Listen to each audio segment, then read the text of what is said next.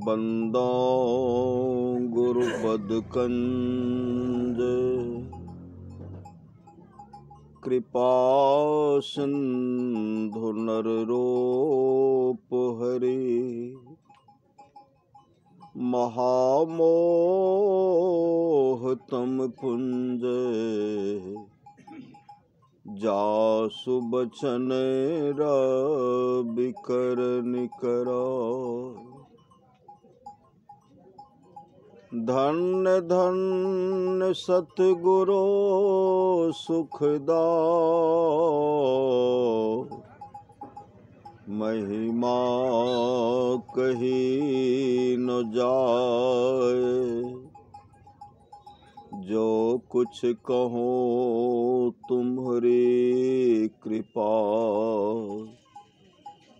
मौतें कछु नो बसाए। और व्यक्त रूप में प्रातः स्मरण आनंद श्री बेहोसित परम पूज्यपाद सद्गुरु महाराज के चरणों में कोटि कोटि नमन। विशिष्ट गुरुजन उपस्थित सत्संग प्रेम महानुभावों माताओं एवं बहनों सभी के अंदर में बैठे हुए परमात्मा को कोटि कोटि नमन। संत महात्मा लोग कहते हैं मनुष्य जीवन की सफलता भगवत प्राप्ति में है। यह तन बार बार मिलने को नहीं है,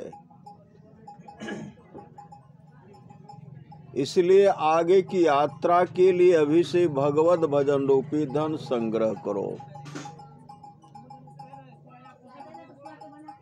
संत कबीर साहब ने कहने की कृपा की, बार बार नर दे नहीं यह बीरड़े, चेत सके तो चेत कहत कबीरड़े। कबीर सोय धन संचये जो आगे का होए, माथ चढ़ाए गांठरी जातन देखा कोय।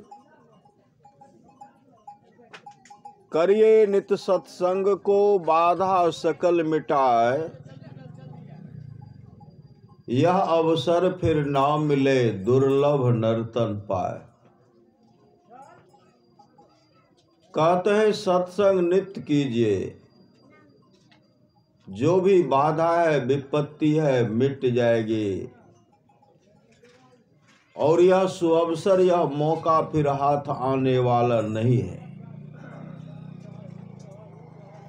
परम पूज्यपाद साहिब स्वामी जी महाराज कहा करते थे, जिस सत्संग में हम लोग बैठे हुए यह सत्संग टाटा बिरला के नसीब में लिखा हुआ नहीं है। यह सत्संग श्रद्धालु के झोले में, भिखारी के झोले में, गरीब के झोले में रखा हुआ है। लेकिन टाटा बिरला के नसीब में यह सत्संग लिखा हुआ नहीं है, नहीं है, नहीं है।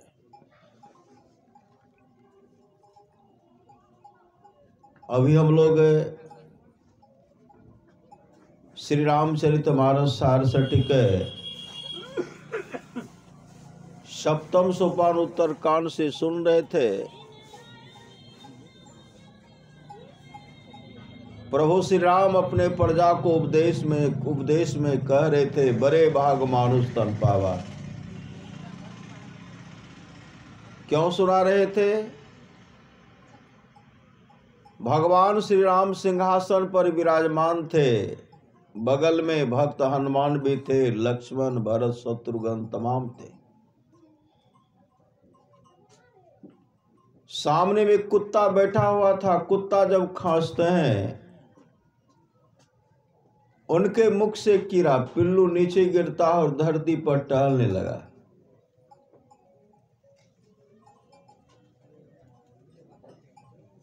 भगवान श्री राम मुस्कुराने लगे और कहते हैं अनर्थ हो गया। लक्ष्मण जी कहते हैं भगवान सब तो ठीक ठाक, अनर्थ क्या हो गया? भगवान श्री राम कहते हैं ब्रह्मा जी का पतन हो गया। जो ब्रह्मा के पद पर सुशोभित थे, उनके जीवन में सद्गुरु नहीं था, उनके पुण्य का अंत हो गया और कुत्ता के मुख से कीड़ा के रूप में, पिल्लू के रूप में धरती पर टहल रहा है। लक्ष्मण जी कहते हैं भगवान अपने प्रजा को ऐसा उपदेश किया जाए जो हमारी प्रजा यहां भी सुख से रहे और यहां से जाने के बाद भी सुख से रहे। तब भगवान श्री राम ढिंढोरा पिटवाते हैं। उसमें गुरुजन पुरजन तमाम आए, आदर से बिठाकर नम्र भाव से कहने लगे बड़े भाग मानुष तन पावा। बड़े भाग से मनुष्य का शरीर मिलता है, सुर दुर्लभ है, यह देवताओं को भी दुर्लभ है।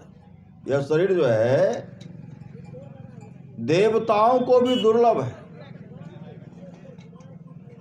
सुर दुर्लभ सब ग्रंथ ही गावा, साधन धाम मोक्ष कर द्वारा, पाए न जही परलोक समारा। इस शरीर को प्राप्त कर जिसने परलोक मुक्ति को नहीं सुधारा, तो भगवान श्री राम कहते हैं सो परत्र दुख पावई, सिर धुनी धुनी पछताए। वह परलोक में दुख पाता है, सिर धुन धुन करके पछताता है, काल कर्म और ईश्वर को झूठी दोष लगाता है। और क्या कहते भगवान ने मेरे साथ अच्छा नहीं किया। अभी जो सत्संग में घुसकी गांव ग्राम कितनी जनसंख्या है, बहुत जनसंख्या, और सत्संग में सब बैठ जाएंगे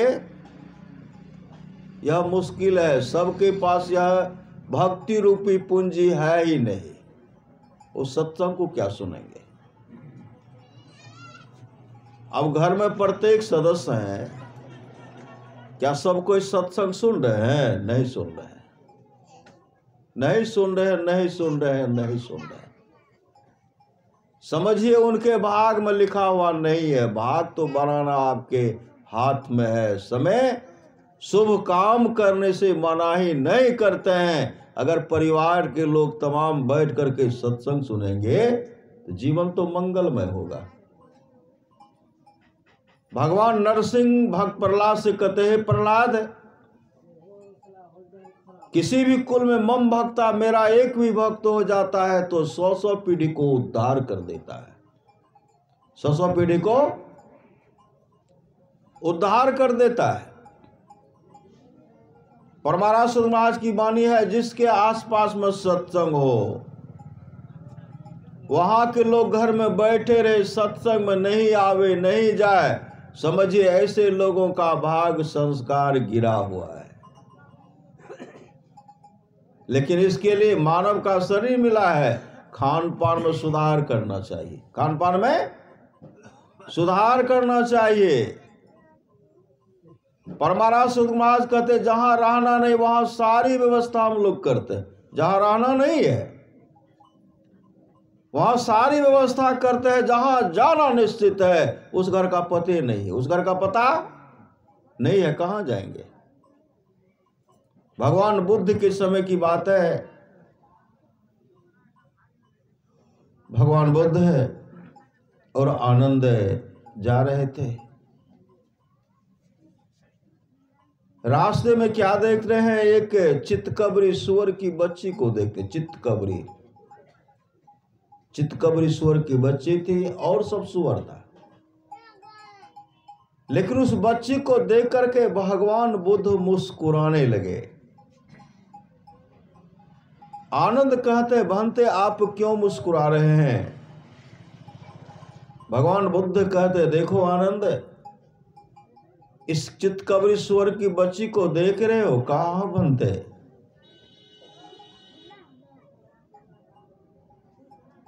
कहा एक समय में यह मुर्गी का शरीर धारण किया था, मुर्गी का शरीर, और भगवान ककुसंध स्तुति कर रहे थे। वह जो स्तुति कर रहे थे, जब यह मुर्गी का शरीर धारण की थी तो स्तुति को सुने, स्तुति को जो सुने श्रोतापत्ति फल को पाए। शरीर छूटने के बाद एक राजा के घर में राजकुमारी बनकर के जन्म ली। वहां लंबी उम्र तक सुखमय जीवन व्यतीत किए। एक बार वह राज रानी पखाना घर में पखाना कर रहे थे। एक ही जगह पखाना करती थी। जब नीचे नजर दौड़ाती है तो उस बिष्ठा पर बहुत पिल्लू को देखते सक सक सक सक कर रहा था। यह देखने के बाद रानी को संवेग प्राप्त हो गए कि हाय, इसमें भी लगता है सब तो जीव एक ही है। और देख करके अपने आप को विचार के यह मानव का शरीर, उसमें भी वही जीव है। और विचार करते करते कुछ दिन के बाद उनका जब शरीर छूट गया, ब्रह्मलोक में उबरी नाम की कन्या ब्रह्मलोक चली गई। ब्रह्मलोक जाने के बाद वहां के सुख को भोगने मामूल जीवन को वो बर्बाद कर दी। कभी शुभ विचार नहीं, कभी शुभ चिंतन नहीं, ब्रह्मलोक के सुख में अमूल जीवन को बर्बाद कर दी। वहां का पुण्य का अंत हो गया, पुण्य छीन हो गया। पुण्य छीन होने के बाद ब्रह्मलोक से पच्युत होने के बाद यह चितकबरी सुअर का जो बच्ची है उसी शरीर में आ गई। भगवान बुद्ध कहते हैं पहले भी मुर्गी की शरीर विष्ठा खाती थी, अब भी विष्ठा खाने के लिए आ गई। कृपा था संत की कृपा हुई, कहां से कहां गए। लेकिन वहां के सुख को भोगने में अमूल जीवन को बर्बाद कर दी। पुनः सुअर के बच्ची में अब विष्ठा खा रही। संत महात्मा लोग कहते हैं मानव का शरीर कब है नहीं है इसका कोई ठिकाना नहीं है। कर्ज में नर्तन मिला, उसको तू बिसरा गया। सूद का जिक्र क्या, मूलधन भी खो गया।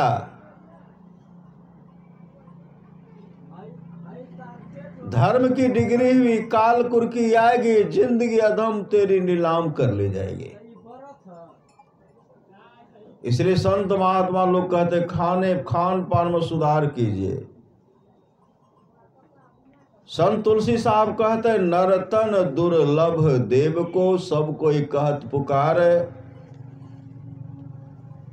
सब कोई कहत पुकार देव देही नहीं पावे, ऐसे मूर्ख लोग स्वर्ग की आस लगावे। पुण्य छीन सोए देव स्वर्ग से नरक में आवे। भर में चारों खान पुण्य कहे ताही रिझावे। तुलसी सतमत तत गए स्वर्ग पर करे खखार। संत महात्मा स्वर्ग पर थूकते हैं। नर्तन दुर्लभ देव को सब कोई कहत पुकार। परमारास महाराज की वाणी है, संसार में मानव का शरीर मिला है इहलोक परलोक मंगलमय बनाना चाहते हैं तो सबसे पहले खान पान में सुधार करना पड़ेगा। जौ निज घट रस चाहो, अंदर के रस को, आनंद को प्राप्त करना चाहते हो तो अपने को 5 पाप से हरदम खूब बचाओ। 5 पाप से बचाना पड़ेगा। है एक झूठ नशा है दूसर, है एक झूठ नशा है दूसरा, तीसर नारी पर के हो, और चौथी चोरी, पंचम हिंसा, दिल से इन्हें अलगाहो, मैं ही सहज ही इनसे बचन चाहो, तो गुरुपद टहल कमाहो। अगर इनसे बचना चाहते हैं तो गुरु की आज्ञा का पालन कीजिए।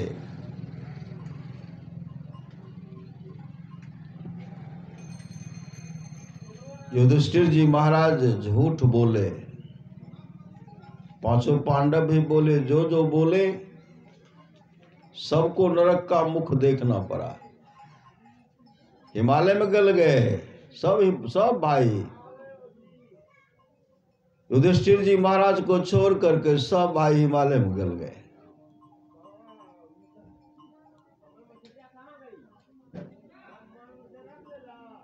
और उनको भी नरक देखना पड़ा, उनको भी नरक देखना पड़ा।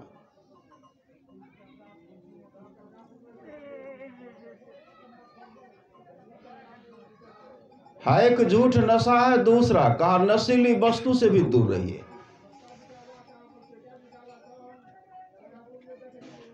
नशीली वस्तु से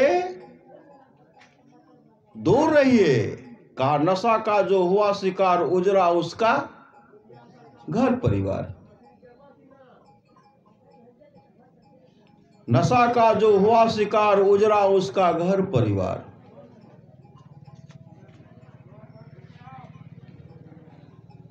सच्ची घटना है।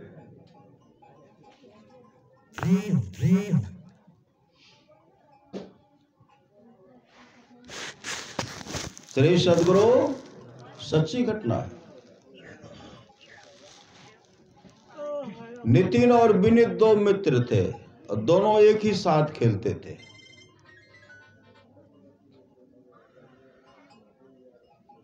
एक थे दोस्त, एक को कहिए दोस्त। श्री सद्गुरु अरे जो सदाचार से रह रहे हैं, सुचाचार से रह रहे हैं, खान पान में सुधार कर रहे हैं, जो माता पिता का आज्ञा का पालन करते हैं, सास ससुर का सेवा करते हैं, अपने जीवन के बागडोर को सदगुरु के हवाले किए हुए, वह तो दोस्त है, वह मित्र है। एक है दोष अवगुण भरा हुआ, खान पान में सुधार नहीं है। विनीत अपने पिताजी से कहते, पिताजी मैं खेलने के लिए जा रहा हूं। पिताजी कहते जाओ। गए खेलने के लिए। किन के साथ? एक नितिन था, उनके साथ बराबर खेलते रहते थे। विनीत जब वहां गए, नितिन के घर पर गए, तो नितिन के पिताजी नितिन को पिटाई कर रहे थे, पीट रहे थे और कह रहे थे अब तो गुटखा नहीं खाओगे, अब तो सिगरेट नहीं पियोगे, अब तो नशा का सेवन नहीं करोगे। खूब पिटाई कर रहे थे और वो चीखते चिल्लाते कहते थे पिताजी अब नशा का सेवन नहीं करूंगा, अब गुटखा नहीं खाऊंगा, अब शराब नहीं पीऊंगा। अब पिताजी काफी पिटाई कर रहे थे, चीख रहे थे, चिल्ला रहे थे। विनीत से नहीं देखा रहा गया। विनीत वहां से वापस आए। विनीत के पिताजी कहते विनीत तुम तो खेलने के लिए गया था, तुरंत आ गया। विनीत अपने पिताजी से कहते पिताजी नशा क्या होता है? पिताजी नशा क्या होता है? विनीत के पिताजी कहते क्या हुआ? विनीत कहते हैं जब मैं नितिन के घर पर गया तो नितिन के पिताजी नितिन को पिटाई कर रहे थे और कह रहे थे अब तो गुटखा नहीं खाओगे, अब तो सिगरेट नहीं पियोगे, अब तो नशा का सेवन नहीं करोगे। वह कह रहा था अब नहीं करूंगा, लेकिन उनका पिताजी पीटते रह गए। पिताजी नशा क्या होता है? तब विनीत के पिताजी कहते हैं पुत्र बैठो। बैठाए, आदर से बैठाए और कहने लगे एक शराबी था। श्री सद्गुरु, एक शराबी था, उनको एक ही पुत्र था, इकलौता पुत्र था। शराबी का पुत्र जब बीमार पड़ा, शराबी की मां ने कहा तेरा पुत्र बीमार पड़ गया, उसको दवाई ला करके दे दो। शराबी क्या कहते, मेरे पास रुपया है कहां, मेरे पास रुपया है कहां। शराबी की मां ने कहा तेरे पास जो रुपया था तुमने क्या किया, तेरे पास तो ढेर सारे रुपया था, तुमने क्या किया।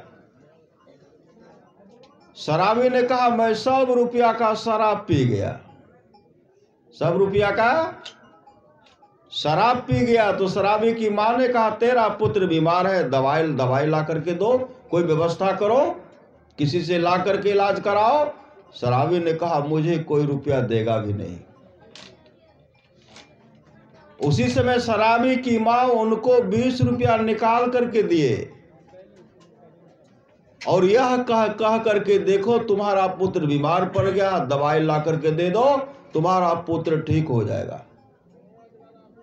जैसे शराबी के हाथ में वह रुपया आया, शराबी का मन भीतर से आसुरी प्रवृत्ति, मन जो था नाचने लगा, भीतर से कुछ हो गया, इस रुपया का भी शराबे पीऊंगा। शराबी की मां ने कहा देख तेरा इकलौता पुत्र बीमार पड़ गया, इस रुपया का शराब नहीं पीना, जल्दी से दवाई ला करके दे दो। शराबी भीतर से कहते इस रुपया का शराब पीऊंगा। आगे जब बढ़े, ब्रह्म कहता है कहां जा रहा है, दवाई ला करके दे दे। ब्रह्म कहता तेरा पुत्र बीमार है, दवाई ला करके दे दे। लेकिन आसुरी प्रवृत्ति मन क्या कहते, नहीं चलो इस रुपया का शराब पिएंगे। मन में भीतर युद्ध हो रहा है, कोई कहते दवाई ला करके दे दो, कोई कहते नहीं शराब पी लो। होते होते ऐसे मोड़ पर रास्ते पर गए, एक रास्ता दवा खाना जाता था, एक रास्ता शराब खाना जाता था। ब्रह्म उसे रोकता है, दवा खाना इधर है, इधर जा। आसुर प्रवृत्ति मन कहते हैं शराब खाना इधर है, चल इधर, उनको लेके वहां चले गए। उस रुपया का ही शराब पी गए। श्री सद्गुरु, उस रुपया का शराब पिए, पीते पीते नशा चढ़ा। नशा के अवस्था में वह वहां से शराब पी करके जब घर निकले, शहर के गंदे नाले में गिर गए। श्री सद्गुरु, वह शहर के गंदी नाले में गिर गया।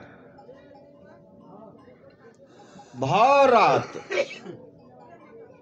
नाले में गिरा रह गया। नाक और मुंह से गंदी नाले बिष्टा बह रहा था, नाक और मुंह से स्पर्श हो रहा था। सुबह जब हुआ, जब नशा टूटा, जब उठ करके देखते हैं तो पूरे शरीर विष्ठा लगा हुआ था। ऐसे हाथ को करते हुए गए, वस्त्र में भी लगा। जब घर गए, शराबी की मां और पत्नी रो रहे थे, बिलख बिलख करके रो रहे थे।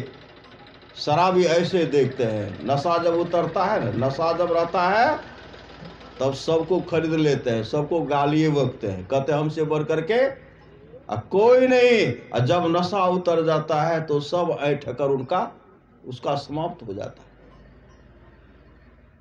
घर गए, इधर से देखते हैं मां बिलख बिलख करके रो रहे थे। शराबी आगे बढ़कर कैसे झांकते हैं, क्या हुआ? तो शराबी की मां ने कहा, अब तो कहाँ आया है? तेरी बुरी लत के चलते मेरा इकलौता पोता था, हम तमाम को छोड़ करके संसार से चल बसा। शराबी के पुत्र की मृत्यु हो गई। शराबी की मां ने कहा, जीवन पर्यंत शराब पे।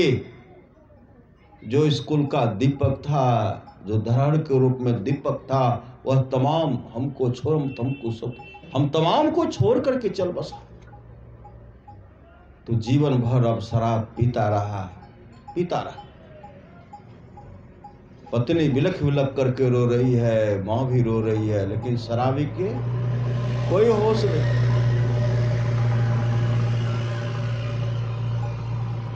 इसलिए विनीत के पिताजी कहते, विनीत इसलिए नशीली वस्तु से दूर रहना चाहिए। कभी पुत्र नशा का सेवन नहीं करना, न सिगरेट, न तम किसी तरह का। विनीत अपने पिताजी के चरण पर गिरते हुए कहते, पिताजी मैं कभी नशा का सेवन नहीं करूंगा। का ऐसे लोगों से, ऐसे मित्र से सदैव दूर रहना। नशा न खाना, नशा न पीना, प्यारे भाई बहना होगी बड़ी खराबी। सच्ची घटना है। गौ का नाम हम नहीं बताएंगे।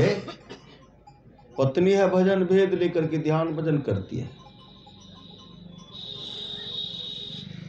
पति एक नंबर का मांसाहारी, एक नंबर का शराबी, एक नंबर का शराबी, एक नंबर का मांसाहारी। पत्नी कहने लगती थी कि देखिए ऐसा काम मत कीजिए, आप अच्छे घर के हैं, अच्छे घराने के, ऐसा काम मत कीजिए। तो क्या करते थे? खजूर का तार का तारी चुआते रहता था हमेशा। अच्छा घराना का था। पत्नी सत्संग करने लगती थी, पत्नी को हमेशा गाली वो बकते रहता था। घर में शराब ला करके बेचा करके सबको बैठा करके, पत्नी को अच्छा नहीं लगता था। इस तरह मत कीजिए, तो पत्नी को गाली बकती थी। एक दिन आवेश में आकर के क्या कहते हैं, अब जो है गुरु महाराज का तस्वीर जो है घर से फेंक देंगे। कल हम गुरु महाराज का तस्वीर फेंकेंगे। कल सुबह हुआ, चले गए। सुबह से लेकर के शाम तक ताश खेलते थे, प्रत्येक दिन का काम था। अब पत्नी भोजन बना करके इंतजार कर रहे, कब आएंगे तब न खाएंगे। श्री सदगुरु पत्नी इंतजार में। और सुबह में जो खा लेते थे वही किसी के साथ जाकर के वहां बैठ करके खा लेते।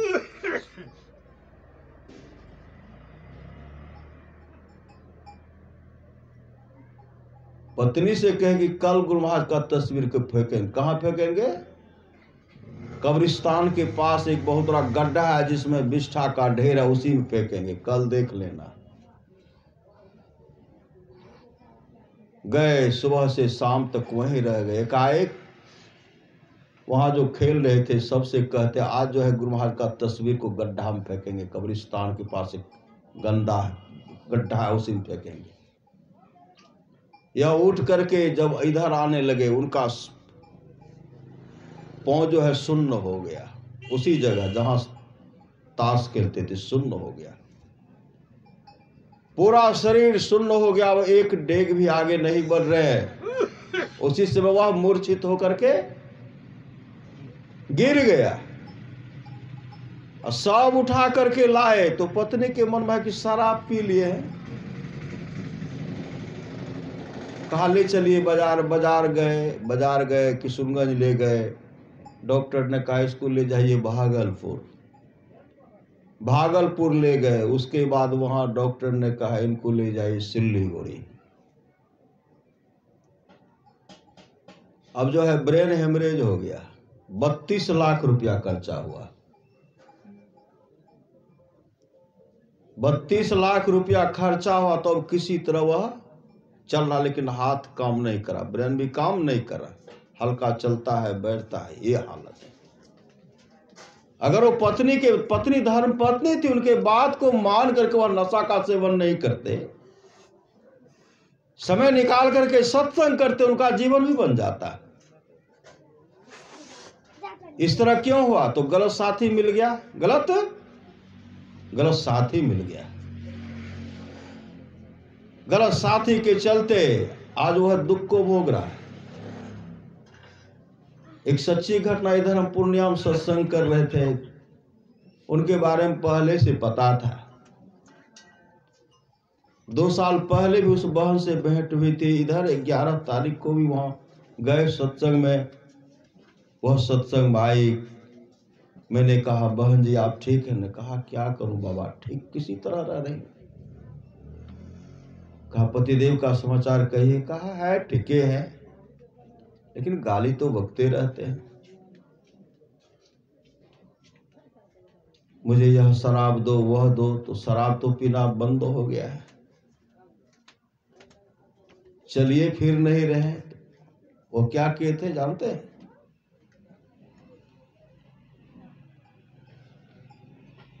धरारा के पास मोहनिया गांव के रहने वाले, उनके खानदान के लोग गुरु महाराज को 30 एकड़ जमीन दिए थे। 30 एकड़, पूरा परिवार सत्संगी, लड़की भी सत्संगी, समर्पित होकर के सत्संग क्या करते थे।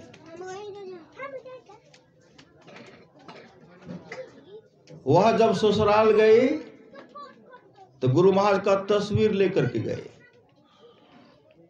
जैसे तस्वीर को निकाल कर स्नान करने के बाद वह ध्यान करने लगी, पति देवा। कहा किनका तस्वीर है? कहा मेरे गुरुदेव का। उसी समय वह तस्वीर को उठा करके पटक लिए। कहा इस घर में कोई पूजा पाठ नहीं होता है, या इस घर में मैं जो कहूंगा वही करना पड़ेगा। अब तरह तरह से उनको कष्ट दे रहे हैं, तो पति जिस तरह कह रहे हैं, लेकिन वह स्नान करने के बाद ध्यान करती थी। अब पति जब देखते तो क्या कर रही हो, दौड़ कर को गाली बकने लगती थी, चपपट वो ध्यान करना छोड़ देती थी। पति कहीं चले जाते थे तो ध्यान करती थी। वह रात में भी समय निकाल करके ध्यान कर लेती थी। पुनः वह नैहर गई। नैहर में सत्संग हो रहा था। पति एकाएक पहुंचे, बगल में धरारा में सत्संग हो रहा था। वह पतिदेव, उनके पतिदेव कहते हैं बहुत अच्छा सत्संग हो रहा था, तुम सत्संग में नहीं गई? जाना चाहिए, सत्संग में जाना चाहिए। पति कहते जाना चाहिए। पत्नी के मनोभाव में इनका विचार बदल गया है। कहा कल जाऊंगे।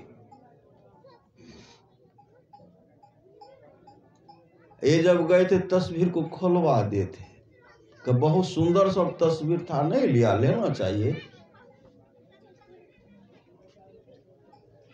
तस्वीर मंगाए, तस्वीर पावन विग्रह बहुत सुंदर तस्वीर था, गुरु महाराज का लगवाए। लगा करके वह शाम में जो है स्तुति कर रहे थे। श्री सदगुरु स्तुति कर रहे थे। उसी समय आए और कहने लगे फिर तस्वीर को लगा दिया है, फिर लगाई है। उसी समय तस्वीर को लिए ऐसे नीचे पटक दिए।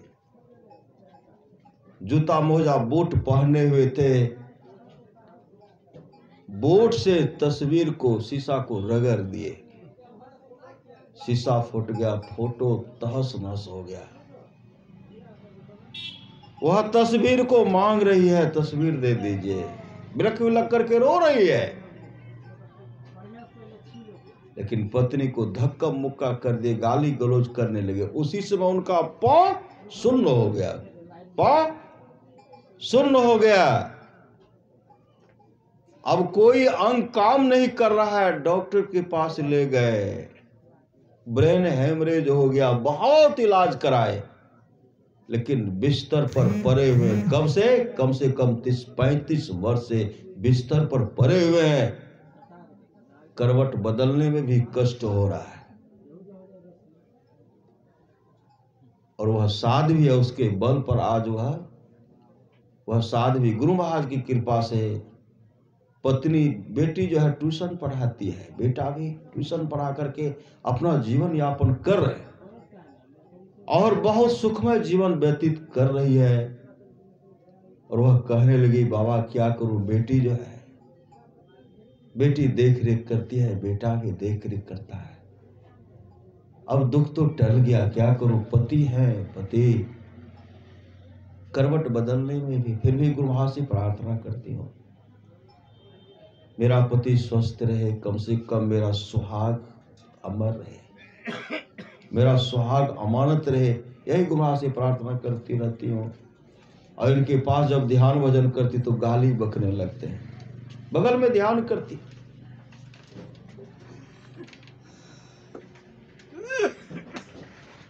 इसलिए संत महात्मा लोग कहते नशीली वस्तु से दूर रहिए। खान पान में सुधार रहिए, खान पान में सुधार कीजिए। संत कबीर साहब की वाणी है, मांस मछलियां खाता है सुरा पान से, हे तेन हेत तेन नर्जर से जाएंगे जो मूली की खेत। यह कुकर को खान है, मनुष्य देह क्यों खाए, मुख में आमिख मेलता नरक पर सो जाए। संत कबीर साहब कहते हैं, मांस मछली खाने वाले, नशा पान करने वाले, कान खोल करके सुन लो, परमात्मा तुम्हें उस प्रकार खो देंगे जिस प्रकार किसान खेत में मूली बोते हैं, उखाड़ने के बाद उसका जड़ का भी पता नहीं चलता किस खेत में किस तरह का फसल लगा हुआ था। परमात्मा खो देंगे।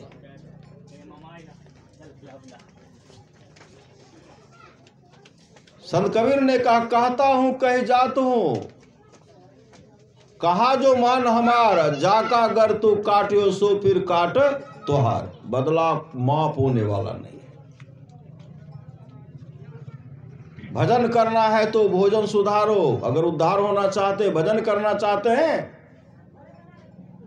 भव से बेड़ा पार होना आप करना चाहते हैं तो भोजन को सुधारिए। भजन करना है तो भोजन सुधारो, कभी स्वाद में पड़कर भजन ना बिगाड़ो। मांस मछली अंडा कृपा करके छोड़ो, भजन करना है तो भोजन सुधारो। खान पान में सुधार रहिए, नशीली वस्तु से दूर रहिए। दया की महिमा है। आप लोग जानते हो कि बहेलिया था, बहेलिया का काम है कि चिड़िया को फंसाना, पशु का हिंसा हत्या करना, चिड़िया को फंसा करके बेचते थे, उसका मांस भी खाते थे, परिवार सब मिल करके खाते था बहेलिया। एक दिन की बात है, बहेलिया बीमार पड़ गया, 1 महीने तक बीमार रहा, 1 महीने तक। श्री सदगुरु, बहेलिया 1 महीने तक बीमार रहा।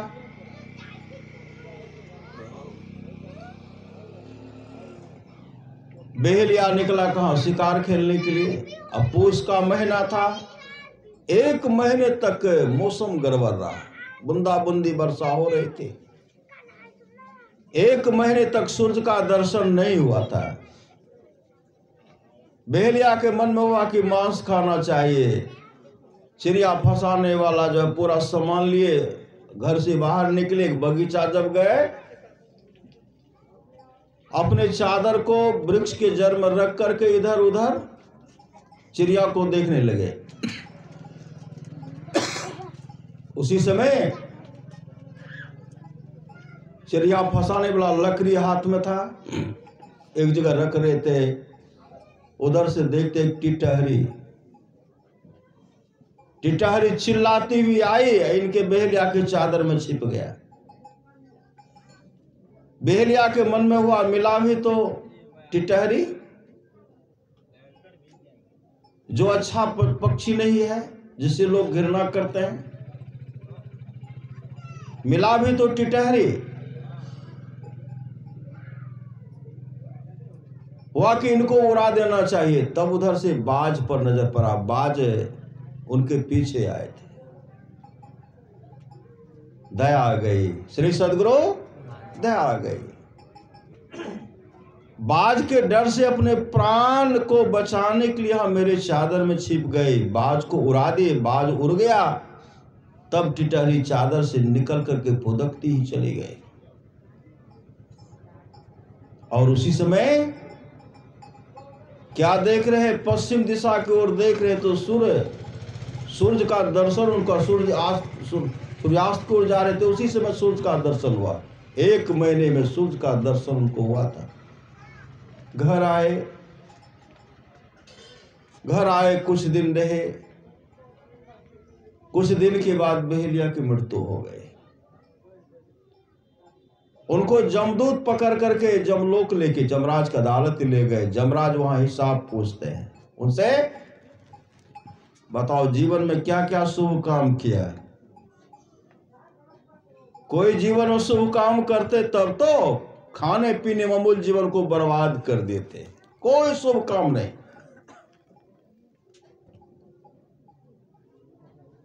चित्रगुप्त का डायरी उलटते हैं तो कोई शुभ काम नहीं, कोई शुभ काम नहीं।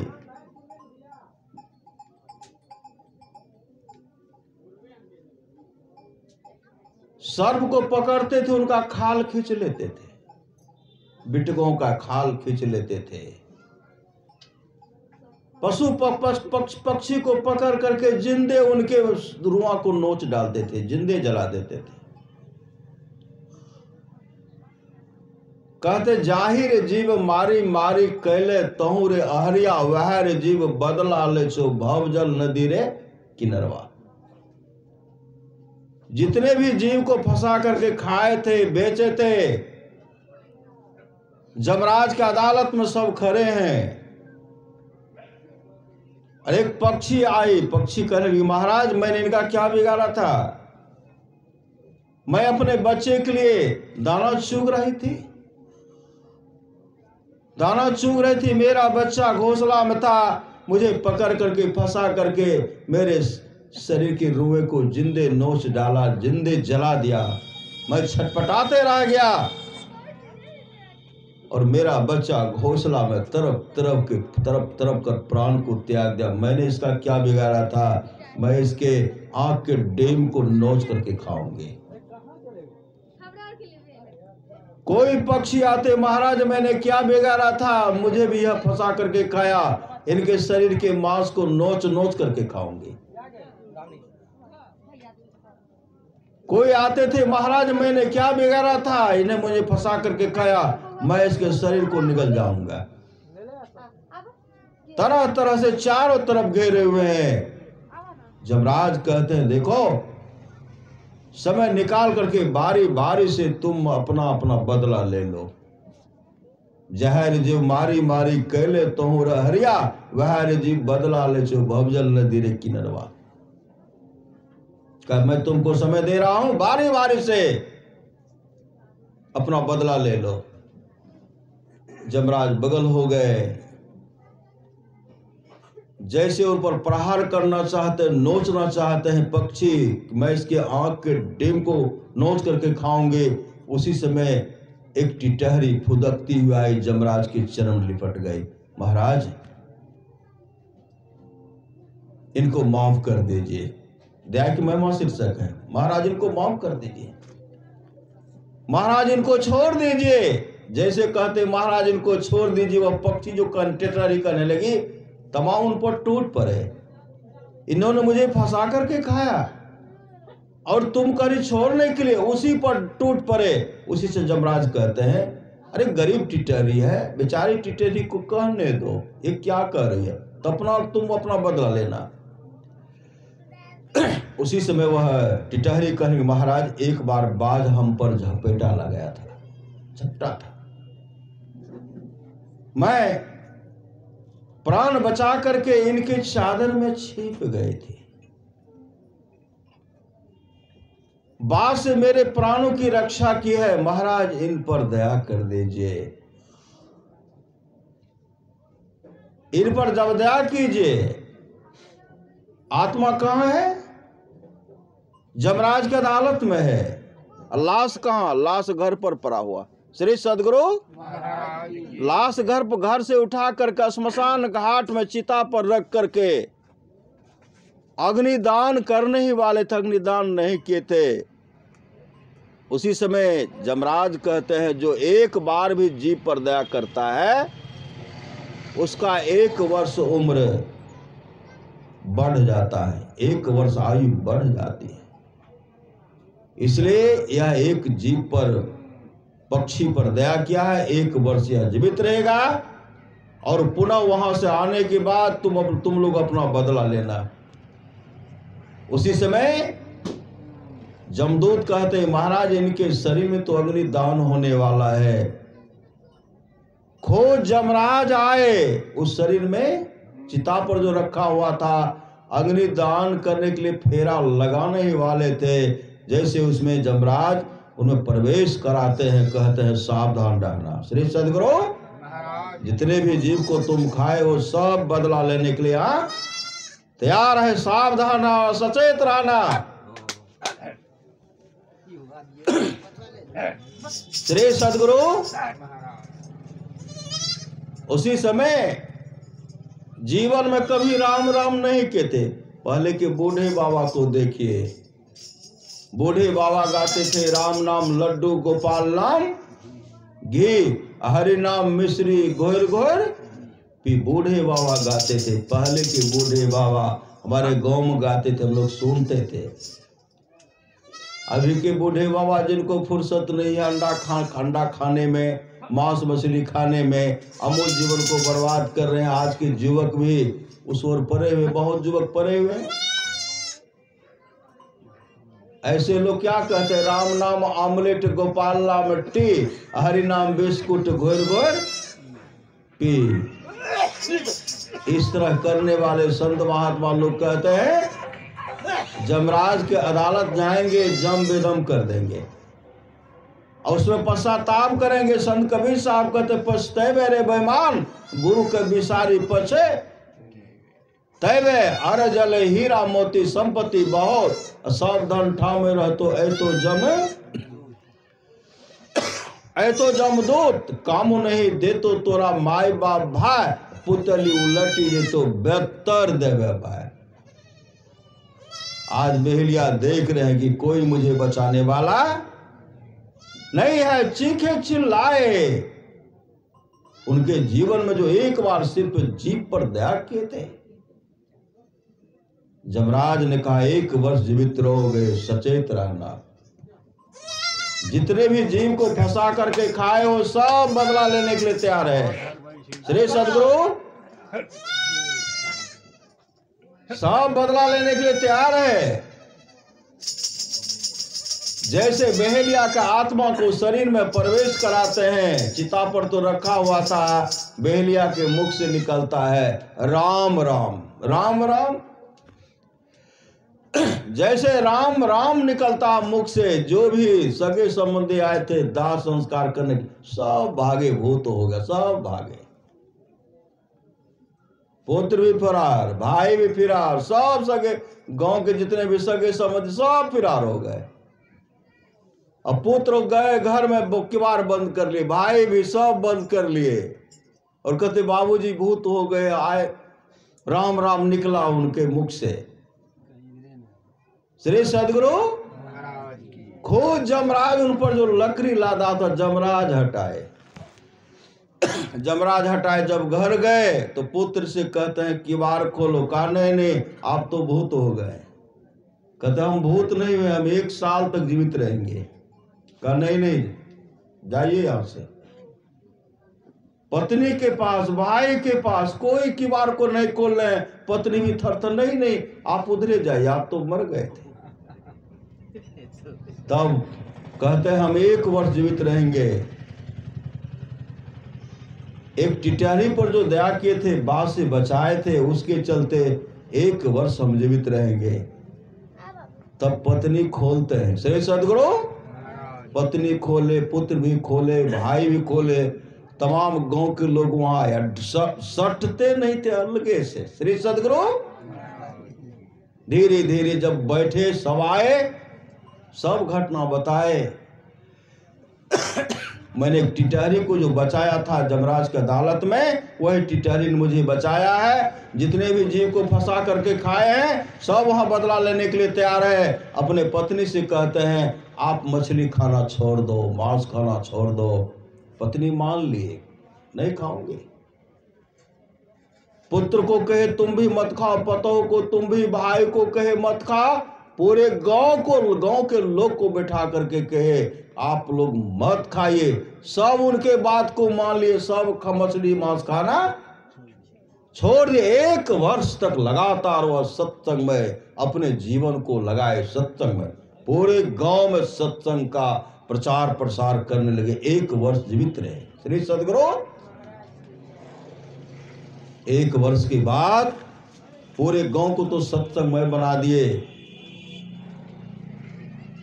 1 वर्ष जब पूरा तो बेहलिया की मृत्यु हो गए और एक उससे दिव्य रूप भगवान विष्णु के रूप जैसा प्रकट हो गया।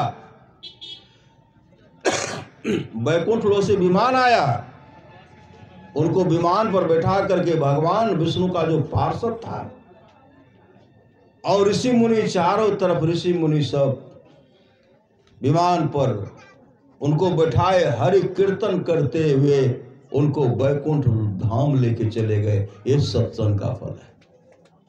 वही भगवान श्री राम कहते हैं मानव का शरीर मिला है, जीवन में सदगुरु चाहिए।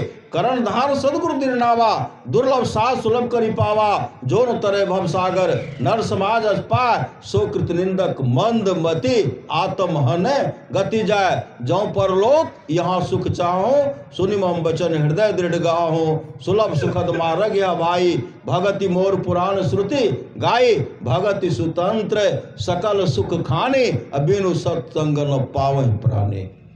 भक्ति का मतलब सेवा चाहिए, सेवा हो। भगवान राम वशिष्ठ जी का संवाद है, जो वाणी विचार के द्वारा अपने पिताजी को प्रसन्न कर लेते हैं। अगर पिताजी खुश हो जाते हैं तो ब्रह्मा विष्णु महेश खुश हो जाते हैं। जो वाणी विचार के द्वारा अपने पिताजी को प्रसन्न कर लेते हैं, ब्रह्मा विष्णु महेश खुश हो जाते हैं। जो वाणी विचार के द्वारा अपने माँ को प्रसन्न कर लेते हैं, लक्ष्मी सरस्वती पार्वती जी खुश हो जाती हैं। जो भाई भाई प्रेम से रहते तमाम देवता खुश हो जाते हैं। जो गोतनी गोतनी प्रेम से रह रही हैं, तमाम देवियां खुश हो जाती हैं। जो गुरु को प्रसन्न कर लेते हैं, विश्व ब्रह्मांड में जितने ऋषि मुनि हैं सब खुश हो जाते हैं। कहे जाने का आवश्यकता नहीं है। इसलिए करणधार सदगुरु दिरनावा, दुर्लभ साध सुलभ करी पावा। भगवान राम क्या करते थे? प्रातः काल उठ करके क्या करते थे? प्रातः काल उठ के रघुनाथा, माता पिता गुरु नावहि माता। सुबह उठ करके माता पिता को भगवान से प्रणाम करते थे, गुरु को प्रणाम करते थे।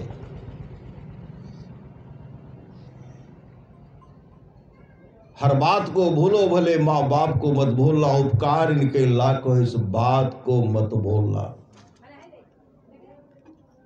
अमर मुनि का उपदेश है, 100 काम को छोड़ करके स्नान करना चाहिए, 1000 काम को छोड़ करके भोजन करना चाहिए, लाख काम को छोड़ करके सत्संग करना चाहिए। लाख काम को छोड़ करके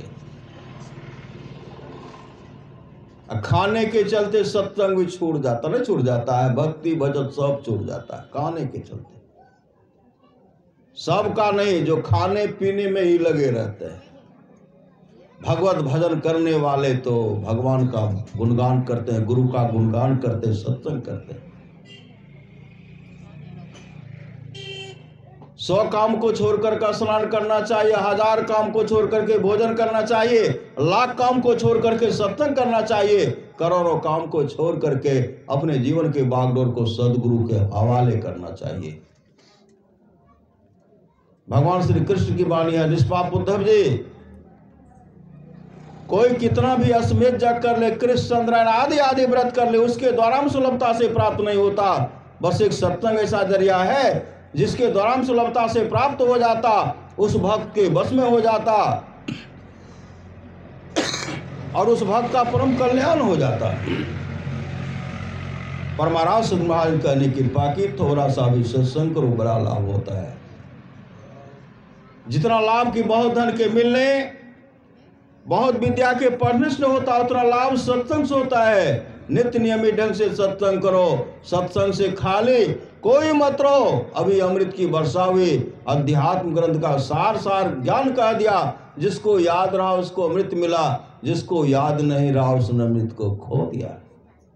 आप लोग जानते होंगे देवर्षि नारद को। देवर्षि नारद एक बार गए थे नरक लोक। नरक लोक जब गए तो वहां जब गए तो एक प्राणी नरक के कुंड में पड़ा हुआ था, सिर नीचे पांव पर, नाक और मुंह विष्ठा सरपस हो रहा था। जमदूत क्या करते थे, विष्ठा के कुंड में डुबाते हैं, निकालते थे, डुबाते थे, निकालते थे।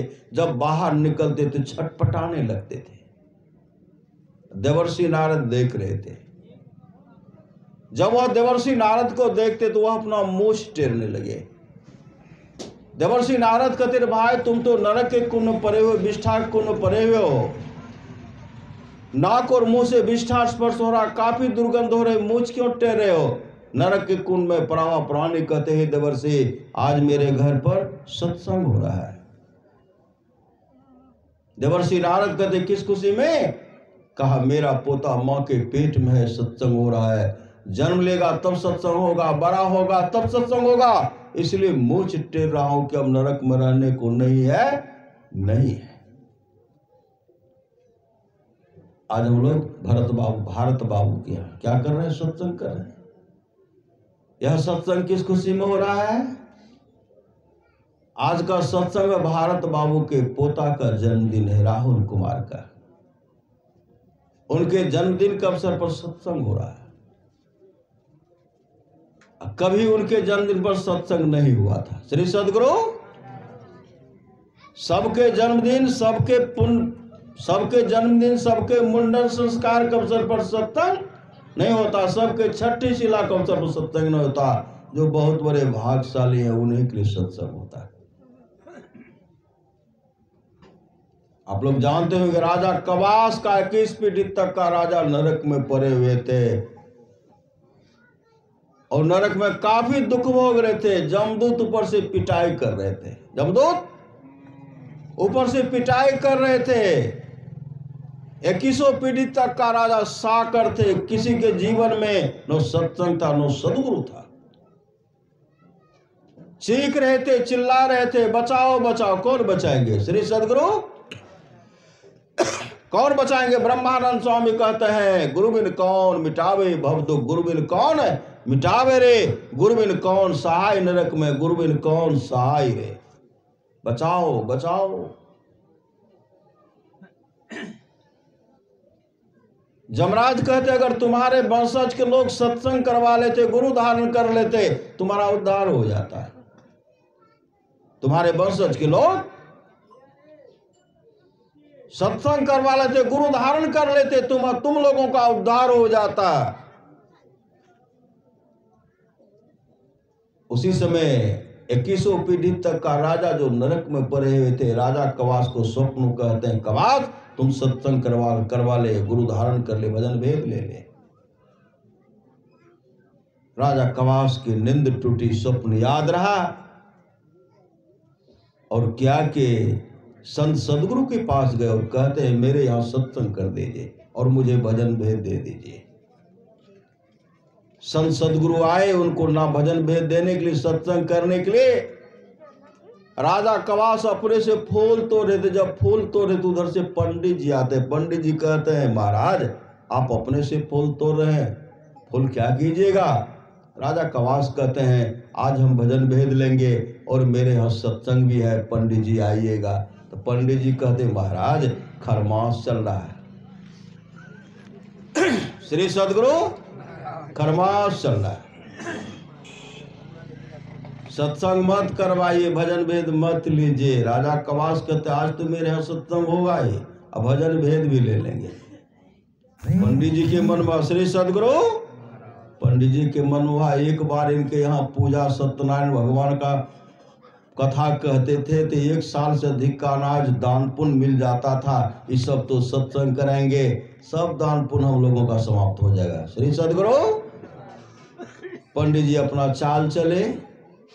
राजा कवास कहते हम तो भजन भेद लेंगे ही। पंडित जी के घर अपने पंडितान से कहने लगे अब तो बड़ा समस्या हो गया। पंडितान के लिए क्या बात है?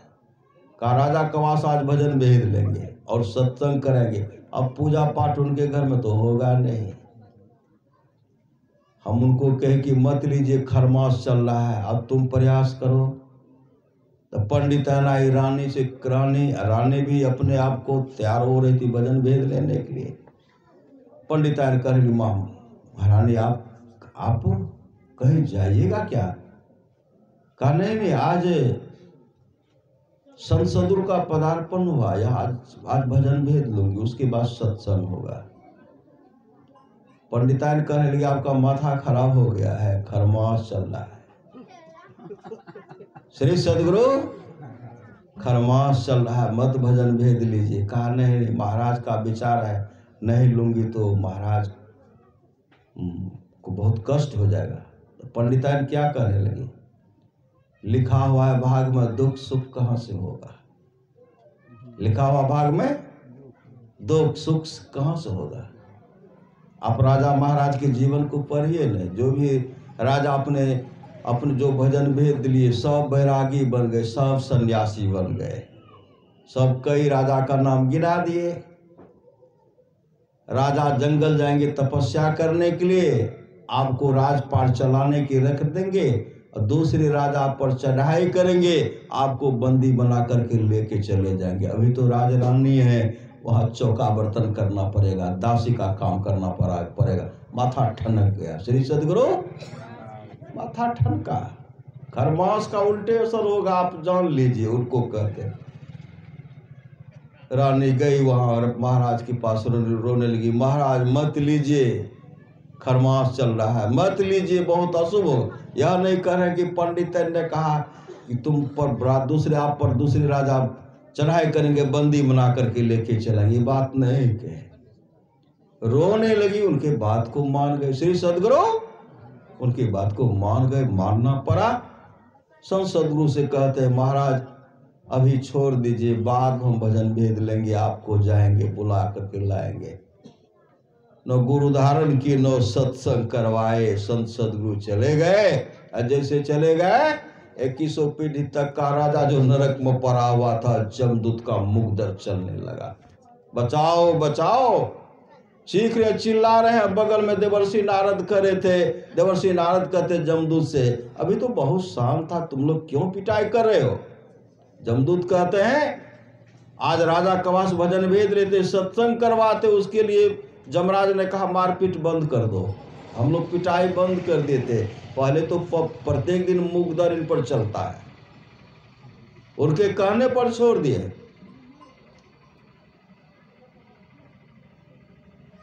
इक्कीसों पीढ़ी तक का राजा देवर्षि नारद से कहते हैं देवर्षि राजा कवास को समझाइए, हम लोग खाने पीने में अमूल जीवन को बर्बाद कर दिए, कभी सत्संग नहीं करवाए, कभी दान पुण्य नहीं किए, और सब बचा बचा करके रखे। राजा को कवास को डांटते हुए कहिए भजन भेद लेने के लिए, सत्संग करवाने के लिए। अब पंडित के बात को नहीं माने। अब पंडित तो खुद माछ खाने वाला, माछ काछ खाने वाला था। श्री सदगुरु वो क्या हित करेंगे? देवर्षि नारद आकर के समझाए, सब नरक का घटना बताए कि नरक में काफी कष्ट हो रहा है, 2100 पीढ़ी तक का राजा को, आपके वंशज को काफी कष्ट हो रहा, वही कहें सत्संग करवाने के लिए। अब पति नहीं मान रहा तो उनको भी डांटने के लिए, पंडितान को भी डांटे। तब देवर्षि नारद उनको समझाए, तब फिर संत सदगुरु के पास गए। उनको कहते चलिए मुझे भजन भेद दे दिए, सत्संग कर दीजिए। पुनः संत सदगुरु आए, जैसे आए फिर फूल तोड़ रहे थे, उधर से पंडित जी फिर टहलते आ गए। कहते महाराज आज फूल तोड़ रहे, कहा भजन भेद लेंगे। महाराज खरमास चल रहा है, कहा भागते हो कि नहीं? सिपाही पकड़ो। पंडित जी भागे। श्री सदगुरु पंडित जी भागे, घर गए, पंडितान से कहने लगे। पंडितान आई, महारानी को समझाने लगी आप अब आपके भाग में जो है पूरा दुख लिखा हुआ है, पूरा लिखा हुआ है, सुख कैसे होगा? महाराज हो जाएंगे सन्यासी, दूसरी राजा बंदी बना करके लेके चले जाएंगे। यही समझाने लगी। पुनः रानी आई राजा कवास को, कह महाराज मत लीजिए, जैसे कहते मत लीजिए। राजा उनको डांटे, जल्दी से तैयार हो, आओ भजन वेद लेने के लिए। अब पंडिताइन देख रही थी, सिपाही कहते पकड़ो पंडिताइन को। पंडिताइन भी भागे जान बचा करके। श्री सदगुरु राजा कवास पति पत्नी मिलकर के भजन भेद लिए और सत्संग करवाए। जैसे सत्संग समापन की ओर जा रहा था, जैसे हम लोग आरती करते हैं, सत्संग समापन करो समाप्त हुआ, उसी समय 2100 पीढ़ी तक का राजा के लिए स्वर्गलोक से विमान आया और विमान पर बैठ करके स्वर्गलोक को चला गया। इस सत्संग का फल है। जो बात दवा से हो न सकी वो बात दुआ से होती है। कामिल मुर्शिद मिल जाए तो बात खुदा से होती है। भगवान बुद्ध के समय में एक ब्राह्मणी आए अपने इकलौता पुत्र को लेकर के। ब्राह्मणी जब भगवान बुद्ध को प्रणाम किए, भगवान बुद्ध उनको आशीर्वाद दिए। जब ब्राह्मण कुमार प्रणाम करते तो भगवान बुद्ध चुप हो गए, कुछ नहीं बोलते। श्री सदगुरु चुप हो गए, आनंद कहते बनते। इनके माता पिता वृद्ध ब्राह्मण ब्राह्मणी आपको प्रणाम किए तो आपने इनको दीर्घायु होने का आशीर्वाद दिए। यह ब्राह्मण कुमार जो 5 साल का आपको प्रणाम किए तो आप कुछ नहीं बोले, भंते इनको आशीर्वाद तो दीजिए। भगवान बुद्ध कहते आनंद मैं इसे क्या आशीर्वाद दूं? यह ब्राह्मण कुमार मात्र 7 दिन जीवित रहेगा। इतना जैसे भगवान बुद्ध कहते ब्राह्मणी रोने लगे। आनंद कहते भंते कोई उपाय तो कीजिए, इकलौता पुत्र है। तब भगवान बुद्ध कहते हैं देखो आनंद, इसके लिए 7 दिन तक सत्संग कराओ। 7 दिन तक ऐसा घेरा बनाओ, घेरे के अंदर में 7 दिन तक सत्संग चलेगा। त्रिपिटक ग्रंथ की पाठ होगी और ब्राह्मण कुमार सत्संग बैठ करके सुनेगा। घेरा बनाएगा, घेरे के अंदर में 7 दिन तक सत्संग चला। ब्राह्मण कुमार आगे में बैठ करके सत्संग श्रवण के 7 दिन तक सत्संग सुने। बहुत श्रोता आए, सत्संग समाप्त हो गया। 8वें दिन ब्राह्मण कुमार जब आकर के भगवान बुद्ध को प्रणाम करते हैं तो भगवान बुद्ध कहते हैं दीर्घजीवी भव। जैसे कहते दीर्घजीवी भव, आनंद कहते भंते। यह ब्राह्मण कुमार जो मात्र 7 दिन जीवित रहने वाला था, 7 दिन तक जो सत्संग का श्रवण किया और आपने इनको आशीर्वाद दिया दीर्घजीवी भव, यह कितने वर्ष जीवित रहेगा? भगवान बुद्ध कहते हैं 120 वर्ष। इस सत्संग का फल है। इसलिए करिए नित्य सत्संग को, बाधा सकल मिटाए, यह अवसर फिर ना मिले, दुर्लभ नर्तन पाए।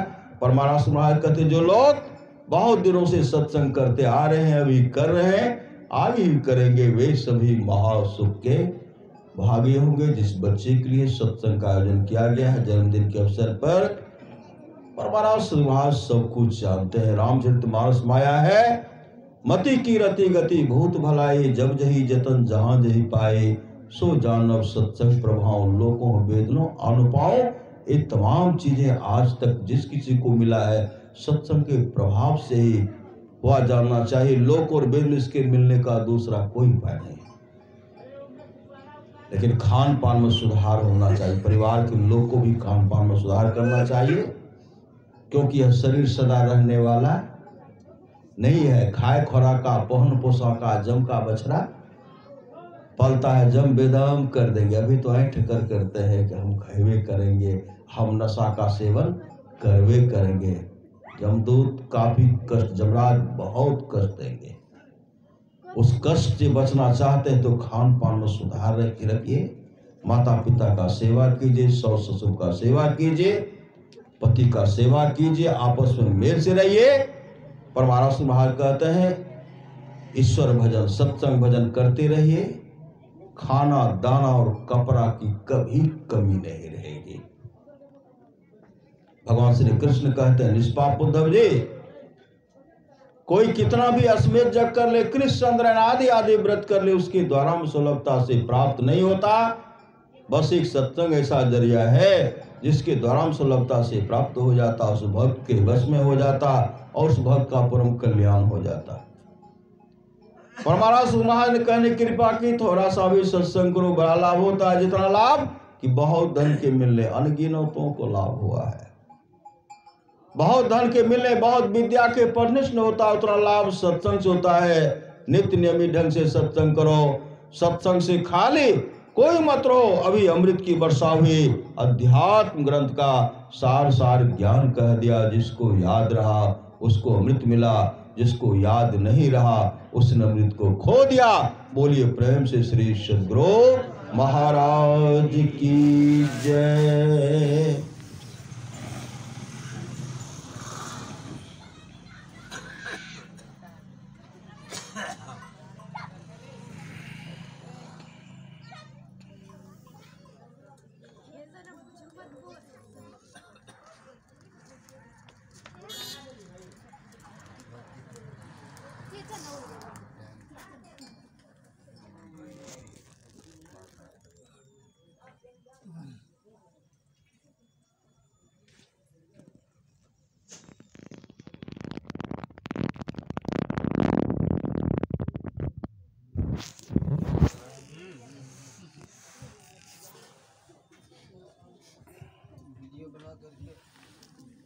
श्री सद्गुरु महाराज की जय।